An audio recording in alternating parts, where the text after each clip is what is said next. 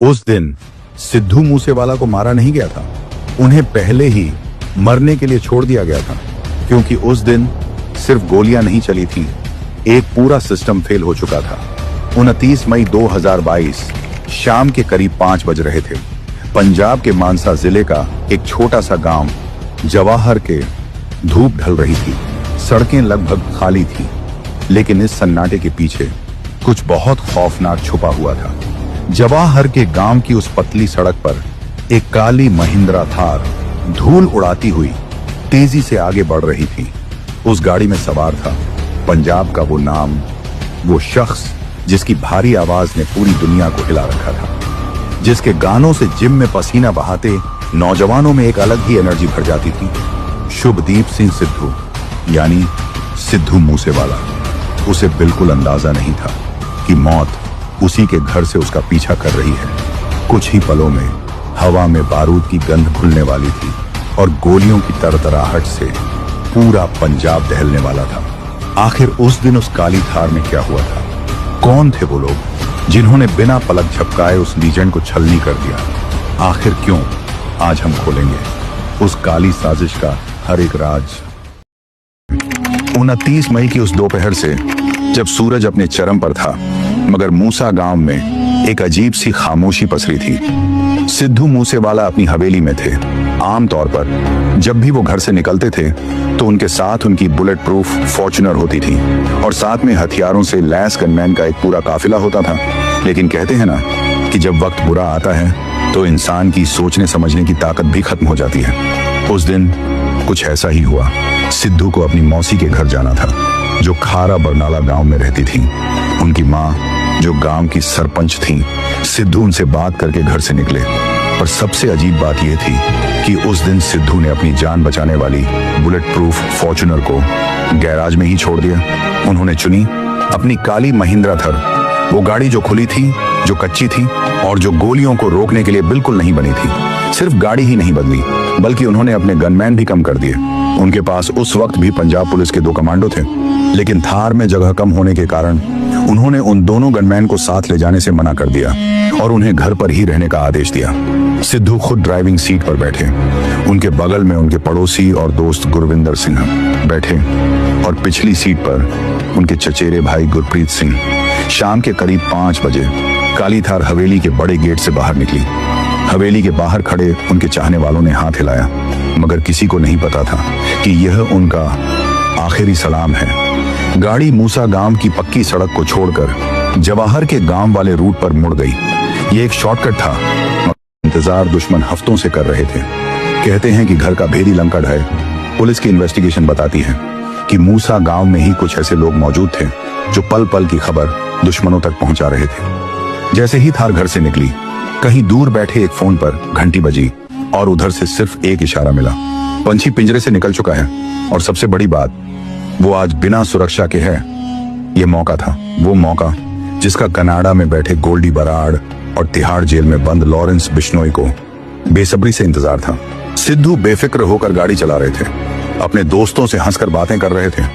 उन्हें लग रहा था कि यह उनका इलाका है, यहाँ परिंदा भी पर नहीं मार सकता। लेकिन वो अनजान थे कि मौत साए की तरह उनके पीछे लग चुकी है। गाड़ी आगे बढ़ रही थी और उनके पीछे एक सफेद रंग की कोरोला कार लग चुकी थी।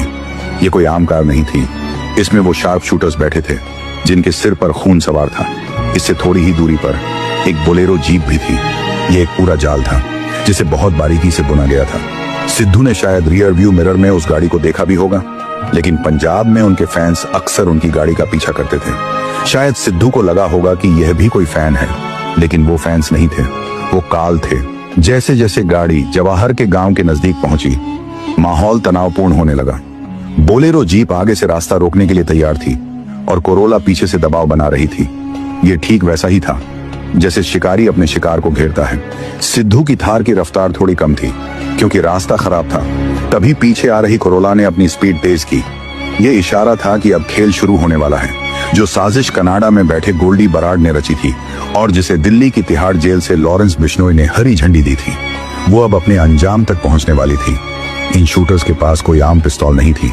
इनके पास थे रशियन AN-94 असॉल्ट राइफल, वो हथियार जो जंग के मैदान में इस्तेमाल होते हैं। शाम के 5:30 बज चुके थे।